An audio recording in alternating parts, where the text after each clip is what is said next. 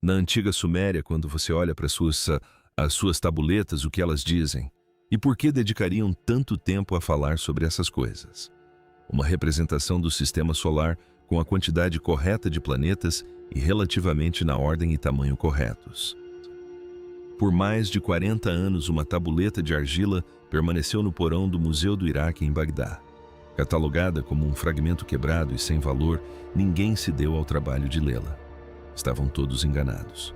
Quando finalmente foi traduzido, revelou-se algo que nenhum artefato sumério jamais deveria ser um registro das palavras que o Deus Enki dirigiu à humanidade em seu último contato. 7 declarações na ordem em que foram proferidas antes de serem seladas para sempre. As tábuas sumérias são provavelmente uma das formas mais antigas de registro escrito que temos. E o que ele admitiu nelas é a parte que ninguém ousou repetir em voz alta. A tábua. A caixa estava intocada há muito mais tempo do que Lena estava viva. A tabuleta dentro dela entrou para os registros em 1976, quando foi retirada de uma caixa de armazenamento e catalogada como fragmentária e sem importância. O tipo de artefato que nenhum tradutor sênior considerava digno de horas de trabalho. Então, voltou para a caixa e a caixa voltou para a prateleira. Durante quase 43 anos, permaneceu exatamente lá, na mesma caixa, no mesmo porão, no mesmo museu, enquanto o mundo acima dela se esquecia de sua existência. Então, em 2019, Lena pegou o turno da noite e abriu a caixa para verificar o inventário.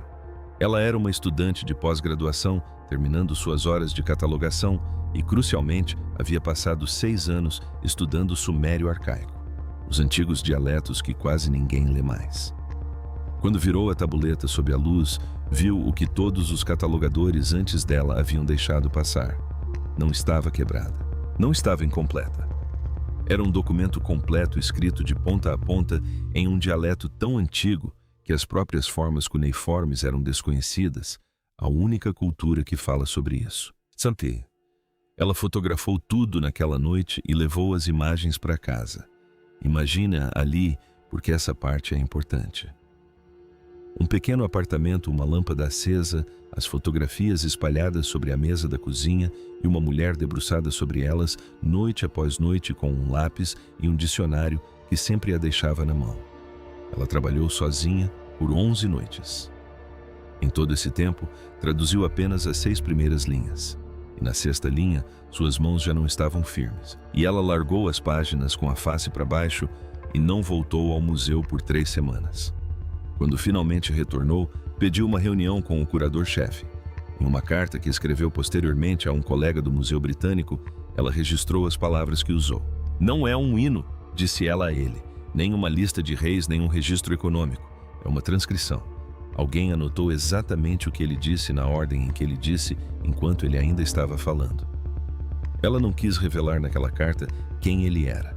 Ela sublinhou a palavra transcrição apenas 2 vezes. Para entender por que uma única palavra sublinhada poderia manter uma acadêmica fora de seu próprio museu por 3 semanas, é preciso saber quem estava falando naquela tábua e o que ele estava prestes a admitir. Quem era Enki? Aquele a quem Leena não conseguiu pronunciar o nome era Enki. Nos registros sumérios, ele é o 2º filho de Anu, o governante do conselho Anunnaki. Os Anunnaki, o panteão dos deuses. O chefe era Anu, e irmão mais novo de Enlil, o administrador rigoroso, o executor da lei do conselho, aquele que decidiu que a humanidade deveria ser exterminada no grande dilúvio. Enki era seu oposto em quase todos os aspectos. Enquanto Enlil era distante, Enki permanecia próximo. Enquanto Enlil via os humanos como um experimento fracassado, Enki os tratava como um projeto que ainda valia a pena proteger.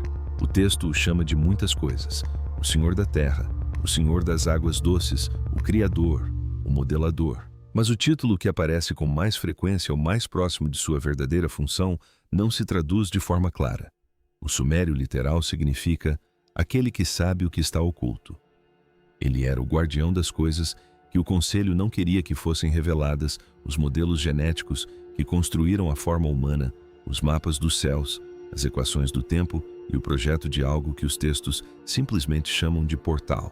A maioria das interpretações trata o portal como uma porta literal em sua cidade de Eridu, uma passagem pela qual em princípio se poderia passar. A tradução com a qual Lena trabalhava diz o contrário. O portal era uma passagem entre este mundo e o que os sumérios chamavam de águas superiores. Era a porta que Enki usava para entrar e sair. Era a porta que o conselho usava para entrar na terra e sair dela novamente, e a terra, em sua visão, era apenas uma parada entre muitas. E é aqui que a própria história das tábuas começa a parecer intencional. Elas foram escavadas em 1968 em um sítio arqueológico no sul do Iraque, perto de Eridu, em uma escavação de salvamento apressada e com poucos recursos. O objeto foi registrado como um dos 43 itens recuperados de uma única câmara descrita nas notas de campo como cerimonial situada sob a fundação do que outrora fora a plataforma de um templo. 41 desses itens eram comuns: fragmentos de cerâmica, tigelas quebradas e um alfinete de cobre. 2 não se enquadravam nessa categoria. Um deles era um pequeno disco de pedra esculpido coberto por inscrições que nunca foram publicadas. O outro era o tablete. Ambos foram para Bagdá. O disco desapareceu durante o saque ao museu em 2003 e nunca mais foi encontrado. O tablete sobreviveu por um único motivo absurdo: estava no porão dentro de uma caixa na gaveta errada. Sobreviveu por ter sido esquecido. E seja qual for a sua opinião sobre o resto, lembre-se de um detalhe, em que todos os tradutores concordam sem exceção em todas as versões. Em sua declaração final, Enki disse que estava selando o portão por dentro mesmo. Pergunte-se que tipo de coisa fecha uma porta atrás de si e escolhe ficar do lado de fora, e você já estará no ponto de partida da primeira afirmação. A primeira declaração quebra a imagem familiar de Enki em uma única linha. A tradução literal seria: não somos quem lhe disseram que éramos. O pronome é a forma coletiva. Portanto, ele não está falando de si mesmo. Ele está falando dos Anunnaki como um todo. Ele inicia sua última transmissão dizendo ao ouvinte que toda a mitologia, toda a estrutura que as pessoas receberam para compreender esses seres foi construída propositalmente. É uma cápsula do tempo de informações em tábuas de pedra para nós. Não era uma mentira no sentido simples. Era uma imagem útil, uma forma que os humanos podiam reter em suas mentes, uma história que permitiu que as primeiras cidades cooperassem com algo que elas não podiam compreender. Mas não era o que os Anunnaki realmente eram. A próxima frase desmorona tudo. Os Anunnaki diz: Enki não são os originadores, não são os criadores do universo, não são deuses no sentido que a palavra passou a adquirir posteriormente. Eles são, em suas palavras exatas, os herdeiros do que já existia. Alguém construiu as estruturas que eles usaram, os portões da tecnologia, os modelos para a vida biológica na Terra. Os Anunnaki chegaram e encontraram tudo. Já pronto, aprenderam a operar e se tornaram os administradores de um sistema que não projetaram. Os construtores originais são mencionados apenas uma vez. Ele os chama de aqueles que começaram, e então não diz mais nada, nenhuma descrição, nenhuma história, nada. A correção é brutal em sua simplicidade. Os Anunnaki nunca foram os... No topo da escada. Há algo acima deles, e seja lá o que for, está em silêncio ausente ou oculto há muito tempo. Reflita sobre o impacto disso em toda a história. Cada dom que você já ouviu ser atribuído a esses seres foi realizado por um zelador, operando máquinas que ele não inventou dentro de um sistema que não lhe pertencia para alguém que havia parado de responder. Os deuses da escrita mais antiga da Terra eram, segundo a confissão de seus próprios guardiões, os funcionários. E funcionários que perderam contato com as pessoas que os contrataram acabam tomando decisões que ninguém autorizou, o que levanta a questão que Enki responde a seguir. E é a questão que deveria impactar mais profundamente. Se eles eram apenas os funcionários, então o que exatamente éramos nós, enquanto ainda está fechado? Antes da segunda afirmação, me dê 10 segundos, pois este é o momento natural para perguntar. Se um canal disposto a analisar o registro cuneiforme original como este merece sua atenção, a coisa mais útil que você pode fazer é se inscrever agora mesmo, enquanto a porta desta história ainda está fechada, e ainda há tempo para escolher o que fazer com o que vem a seguir. É isso que mantém este trabalho vivo e é isso que decide se a próxima tábua será aberta diante das câmeras ou deixada em uma gaveta por mais 43 anos. Agora voltando a Enki, porque a segunda afirmação deixa de ser sobre eles e passa a ser sobre você. Você não foi o primeiro. A segunda afirmação sai da teologia e entra na biologia. Enki diz: você não foi o primeiro. A palavra suméria para primeiro é exata. Não significa primeiro no tempo, significa primeiro em sequência. Existiram versões anteriores da forma humana, e a segunda afirmação diz quantas. 7 iterações anteriores da humanidade vieram antes da versão que caminha por aí hoje. Cada uma era um projeto completo. Cada uma foi tentada na Terra e cada uma falhou de uma maneira específica que Enki nomeia à medida que avança. A primeira iteração não conseguiu se reproduzir de forma alguma. O segundo indivíduo conseguiu se reproduzir, mas a linhagem se extinguiu. Não houve descendentes viáveis além da terceira geração. Eles estão aqui para observar e não vão interferir no desenvolvimento humano, embora alguns deles o tenham feito. O terceiro era viável, mas tão agressivo com os seus que toda a população entrou em colapso em poucos séculos. O quarto era pacífico, mas não tinha capacidade intelectual suficiente para operar a tecnologia que os Anunnaki insistiam em lhe entregar. O quinto tinha a capacidade intelectual para isso, mas não conseguia coordenar em grande escala, não conseguia construir nada maior do que si próprio.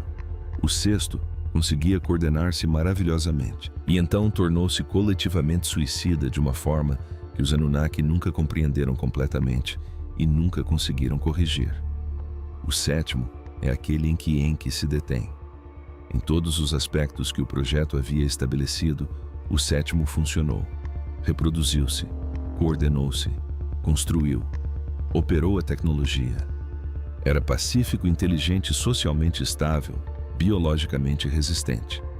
Era, em termos simples, exatamente o que todo o longo experimento tentara produzir. E mesmo assim foi descontinuado. Enki não explica o porquê. A declaração termina em uma única linha. O oitavo é o que resta. Nós somos a oitava iteração. E segundo Enki, não somos uma melhoria em relação à sétima. Somos a versão que veio depois da versão que funcionou. Essa palavra, aposentado, carrega todo o peso da afirmação e a tábua nunca a suaviza. Um projeto fracassado e descartado. O sétimo não fracassou. Ele atingiu todos os objetivos e foi encerrado dentro do prazo da mesma forma que os 6 anteriores. O que significa que o fator que decide se uma versão da humanidade continua nunca foi realmente sobre se ela teve sucesso. Era sobre outra coisa, algo que Enki não conseguiu explicar ou não quis explicar. E isso traz à tona uma questão ainda mais incômoda. Se ser um sucesso não foi suficiente para salvar o sétimo, então o que resta ao oitavo fazer a grande água? A terceira afirmação foi a que causou mais controvérsia entre os tradutores. A frase literal é: a grande água não foi um castigo, foi uma manutenção. Desde que se lê a história suméria do dilúvio, presume-se que os deuses, principalmente Enlil, afogaram a humanidade porque esta se comportou mal. A terceira afirmação contradiz essa ideia. Nessa interpretação, o dilúvio foi um evento programado. Fez parte de um ciclo de manutenção, uma reinicialização periódica de toda a biosfera que o Conselho já havia realizado na Terra mais de uma vez em cada iteração anterior. Não foi uma reação a nada que os humanos tivessem feito. Era um evento previsto no calendário. O comportamento da oitava iteração nessa narrativa é completamente irrelevante. A água viria independentemente de como qualquer pessoa agisse. O que não estava previsto no calendário era Enki. Ele quebrou a lei do Conselho. A declaração contém uma frase traduzida como: recebi instruções para permitir. Em vez disso, instruí Ziusudra.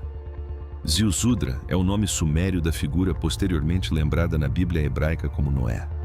O dilúvio deveria encerrar o ciclo da oitava vez silenciosamente conforme o planejado, e Enki interveio e avisou uma única família. Esse aviso quebrou uma ordem vigente. Segundo seu próprio relato, Foi a primeira vez que ele se opôs ao conselho de alguma forma significativa, e a terceira declaração deixa claro que tudo o que aconteceu depois começou ali com um ato de desafio que ele jamais deveria ter cometido. Ele nos salvou uma vez. A quarta afirmação é o que lhe custou a mudança de rumo. A quarta declaração é a única em toda a transmissão em que Enki fala puramente em primeira pessoa, sem conselho, sem humanos como grupo, sem terceiros, apenas ele mesmo. A tradução literal seria: quebrei a lei do conselho para salvá-los e não me será permitido retornar. Esta é a frase que abalou a compostura de Lena em sua primeira passagem pela transmissão, e vale ressaltar que ela não aparece em nenhum outro lugar nos registros sumérios que sobreviveram. Nenhum dos ciclos mitológicos padrão a contém. Até onde se sabe, este é o único lugar onde Enki fala abertamente sobre o preço de resgatar a humanidade do dilúvio. O preço foi permanente. O conselho fechou o portão contra ele.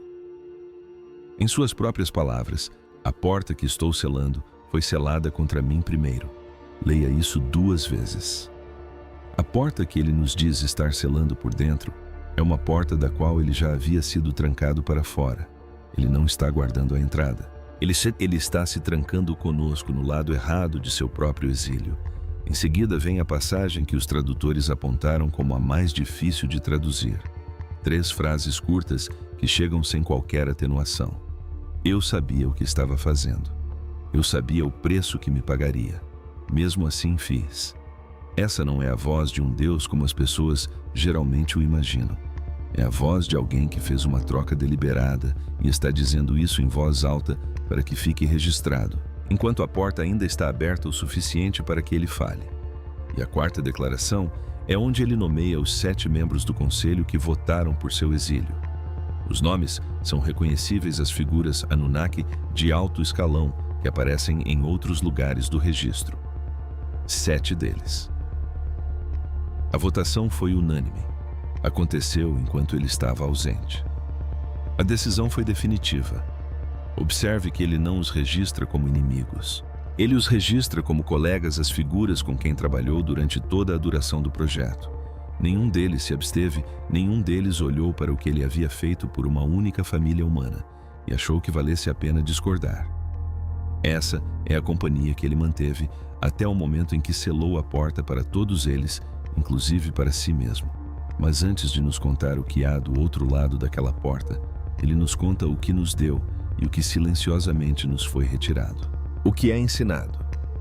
A quinta afirmação começa com uma frase que se mostrou idêntica em todas as traduções desde a primeira tentativa. Mais de um século de estudiosos chegaram à mesma conclusão: o que é ensinado não pode ser desaprendido.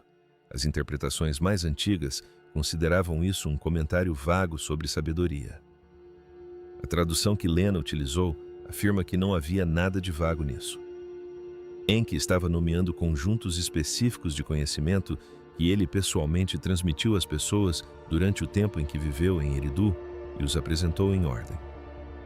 Ele deu aos primeiros agricultores o pão de trigo feito de capim selvagem, o calendário que indicava a época certa para plantá-lo e os canais que levavam água aos campos onde a chuva nunca chegava.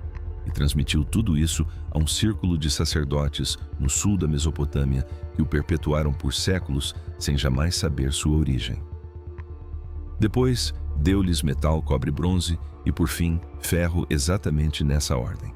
Ele não os ensinou como uma série de coincidências fortuitas, mas como etapas em uma sequência cujo final ele já conhecia. Então, ele lhes deu a própria cidade, a construção de ruas e o transporte de água, o armazenamento de grãos durante os períodos de escassez e a escrita que precisou ser inventada apenas para controlar a posse de cada bem. Depois, ele lhes deu o céu, os ciclos da lua, o movimento dos planetas e a lenta procissão das constelações ao longo do grande ano.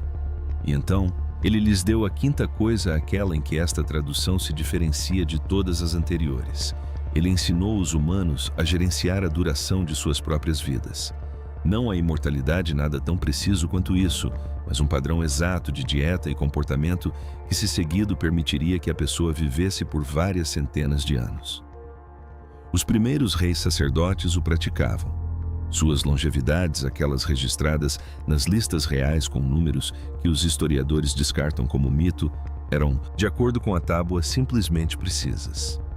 E os patriarcas da Bíblia hebraica, que supostamente viveram por séculos, também não eram exageros. Eles eram a última geração a ainda manter o padrão ensinado por Enki.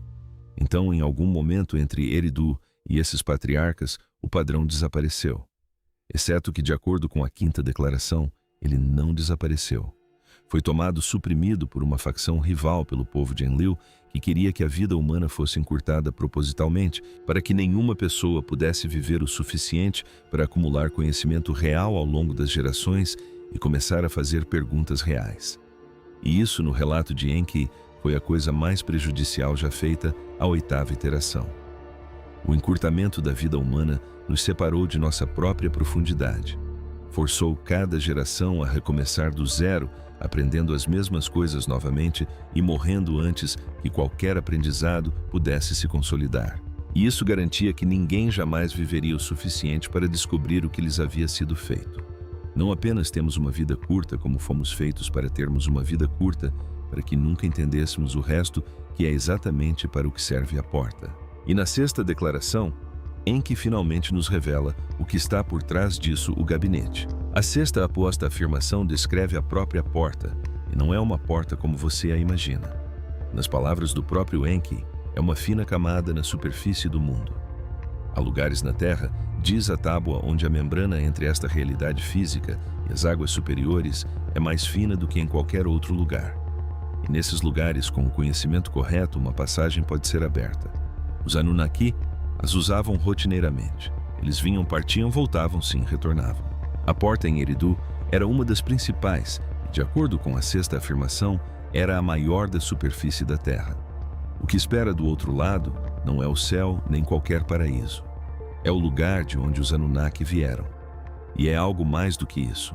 É onde o Conselho opera, onde os registros da oitava iteração são mantidos, onde as decisões sobre o futuro da Terra são tomadas e para onde as coisas consideradas perigosas demais para serem deixadas na Terra eram enviadas para armazenamento. Enki tem uma expressão para essa última parte que não se traduz diretamente para o inglês. O mais próximo que alguém consegue chegar é o gabinete do que foi tentado. O gabinete contém as 7 iterações anteriores da humanidade, seus modelos genéticos, seus dados de falhas, seus registros comportamentais e, segundo, Enki, espécimes físicos reais dessas 7 versões anteriores mantidos em suspensão. A palavra suméria para sua condição engloba 3 ideias em uma: preservados adormecidos à espera. Eles não estão mortos. Não estão vivos de nenhuma forma que você reconheça. São mantidos em um estado que os Anunnaki projetaram especificamente para o armazenamento prolongado de material biológico que o Conselho não destruiria nem liberaria. Os 7 ainda estão naquele gabinete. Estão lá há milhares de anos. E aqui está a frase na tábua que fez Lena largar o lápis, porque, segundo Enki, eles se lembram de tudo o que lhes aconteceu antes de serem aposentados. É por isso que ele está selando a porta, porque se a oitava iteração, se algum dia encontrarmos o caminho através dela, encontraremos os registros das 7 anteriores, a análise de falhas, cada parte do projeto que o Conselho nunca quis que víssemos. Nas palavras dele, nós nos destruiríamos com o conhecimento do que nos precedeu. E reparem exatamente no que ele tem medo, porque não é o que vocês esperariam. Ele não tem medo de que os 7 nos alcancem e nos machuquem. Ele tem medo do que o conhecimento sobre eles nos causa. Ele selou a porta não para impedir a entrada de algo, mas para impedir que um conhecimento chegasse ao único que nunca soube, que era uma corrente de ar. Ele nos protegeu da verdade sobre nós mesmos. Na 7ª declaração, ele nos diz que a proteção tem prazo de validade. 3 condições. A 7ª e última declaração não olha para o passado. Ela olha para nós, para o presente. Ela estabelece as condições sob as quais a porta selada por Enki pode ser forçada a abrir novamente. E são 3 condições, cada uma delas perturbadoramente específica. A primeira condição é astronômica. Há Há um alinhamento celestial descrito na tábua por estrelas específicas posicionadas em um ângulo específico que ocorre apenas uma vez a cada vários milhares de anos. Quando isso acontece, a fragilidade em Eridu retorna. A membrana volta ao estado em que se encontrava quando Enki a atravessou pela primeira vez. Essa primeira condição é, na verdade, um relógio. A porta se abre em um prazo determinado, e nada que os humanos façam acelera ou atrasa esse processo. A segunda condição é técnica. A fina camada por si só não é suficiente para atravessá-la. Um sinal precisa ser enviado do lado humano. Enki chama isso de um som que ainda não foi produzido na Terra. A interpretação convencional considera isso como uma frequência alguma emissão eletromagnética que a humanidade eventualmente seria capaz de produzir. Um grupo menor trabalhando bem fora da corrente acadêmica dominante interpreta isso como algo pior. O sinal, segundo a teoria, pode não ser algo que alguém envie de propósito. Pode ser um subproduto, um efeito colateral da tecnologia humana funcionando simultaneamente em grande escala. A soma de todas as transmissões de rádio, redes celulares e conexões via satélite sobrepostas em todo o planeta pode estar produzindo uma frequência composta que nenhuma pessoa jamais pretendeu transmitir. Essa composição, segundo a teoria, é o som. Não o estaríamos enviando deliberadamente. Estaríamos gerando-o simplesmente por nos tornarmos o que nos tornamos. A terceira condição é a que perturba as pessoas que leem a tradução completa. A oitava iteração precisa atingir um nível populacional específico e um nível específico de poder tecnológico no mesmo instante em que o alinhamento ocorre. O número da população é dado como uma proporção medida em relação aos recursos do planeta. O poder tecnológico é definido por duas habilidades em particular: a capacidade de reescrever a estrutura genética dos seres vivos à vontade e a capacidade de se comunicar em tempo real em toda a Terra simultaneamente. E então, a tábua se encerra com uma linha pouco antes de sua anotação final. Na tradução literal, lê-se: quando essas três coisas se encontrarem, a porta que selei se abrirá, quer eu queira ou não. E o que selei voltará para te encontrar. Seria fácil arquivar isso como poesia antiga e seguir em frente, e a maioria das pessoas faria isso até que alguém realmente se sentasse e verificasse as datas. A janela. Comecemos pela própria tabuleta, pois até mesmo seu manuseio recente parece estranho. De acordo com o inventário publicado pelo próprio museu, a tabuleta de 1976 foi retirada de um depósito aberto e levada para um cofre climatizado e seguro no final de 2021, registrado como uma medida de preservação de rotina. Aceite isso como verdade absoluta se quiser. Também é verdade que nenhuma tradução adicional da tabuleta foi publicada desde então. Tire suas próprias conclusões sobre o momento da transferência, mas o fato é que os fatos são esse. Lena terminou. Ela defendeu sua dissertação em 2023 e então abandonou a sumerologia completamente. A dissertação foi colocada sob restrição de publicação a seu próprio pedido. Portanto, o resumo é legível, mas o texto completo não.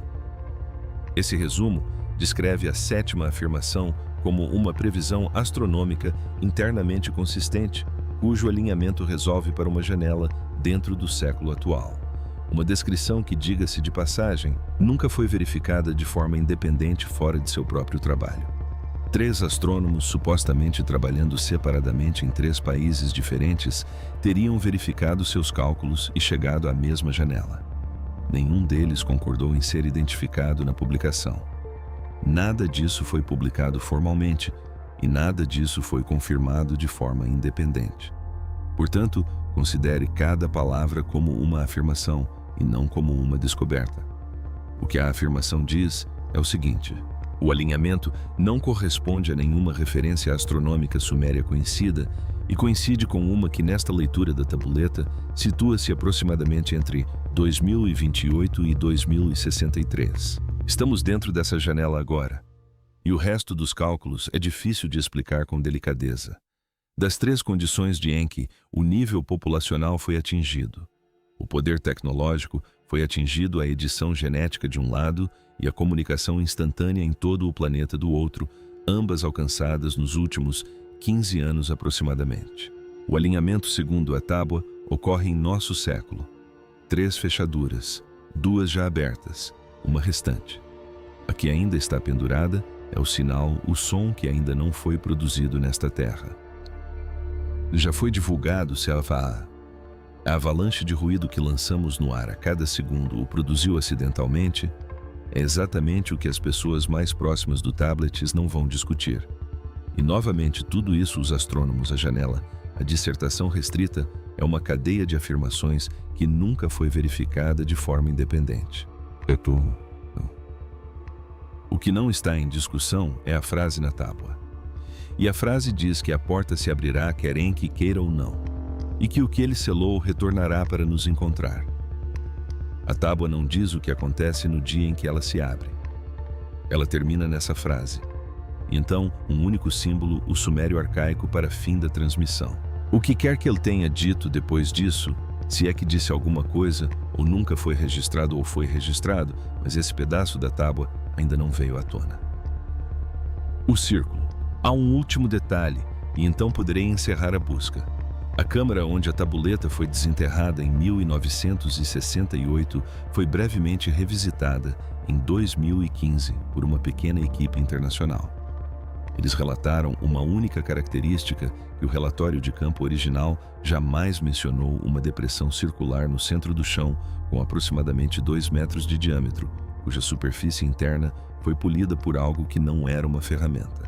Ela não corresponde a nenhum elemento arquitetônico sumério que alguém consiga identificar. A equipe fotografou a tabuleta, elaborou o relatório que foi arquivado e nunca mais foi publicado. E pensem mais uma vez em Lena, a mulher que iniciou tudo isso em um turno noturno que ela poderia ter dispensado. Ela pegou o único objeto que nunca deveria ter sido encontrado, traduziu 6 linhas dele, se afastou por 3 semanas, voltou e terminou. Tudo, defendeu o documento. O trancou sob restrição a seu próprio pedido, e então abandonou o campo completamente, como se tivesse decidido que algumas portas realmente é melhor deixar fechadas. Em algum lugar em um cofre em Bagdá, a tábua que nunca deveria ter sobrevivido está guardada em uma gaveta com temperatura controlada, ainda aguardando que alguém faça a próxima pergunta. Então, que essa próxima pergunta seja sua aqui nos comentários. Das 3 condições de Enki, 2 foram atendidas e apenas o sinal é incerto. Então me diga o que você realmente pensa. Será que esse som já se perdeu em meio ao ruído que fazemos a cada segundo de cada dia? Ou será que é a única fechadura que ainda temos tempo de manter fechada? Deixe sua resposta abaixo e inscreva-se antes de fechar esta mensagem. Porque se a tábua estiver certa sobre o calendário, a próxima pergunta é a única que ainda importa.